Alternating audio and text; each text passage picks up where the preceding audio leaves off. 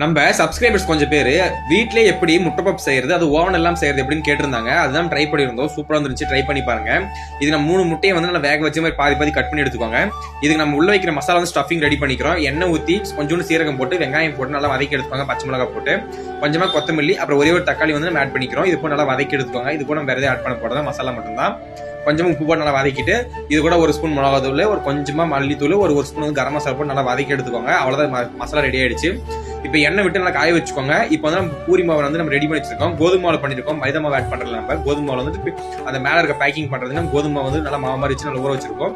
இது கூட உள்ள வச்சு நல்லா மாசமா 2 முட்டையை வந்து பாதி பாதி வச்சு ப்ராப்பரா பண்ணுங்க. ரொம்ப வேகமா பண்ணா வந்து கட் ஆயிரும். இந்த மாதிரி பண்ணி மேலையும் கீழே நம்ம செஞ்ச ஸ்டஃபிங்கை போட்டு மூடி வச்சிங்கன்னா அருமையான பஃப் ரெடி ஆயிடுச்சு. நல்லா எண்ணெய் மேல வேகமா வச்சு அதை வந்துட்டு நம்ம எப்படி வேக வச்சு எடுக்கணும்னா எண்ணெய் நல்லா வேகமா வச்சு மீடியம் ஃப்ளேம்ல வச்சு நல்லா பொரிச்சு எடுத்தீங்கன்னா சூப்பரான பஃப்ஸ் ரெடி ஆயிடுச்சு. ட்ரை பண்ணி பாருங்க. தேங்க்யூ.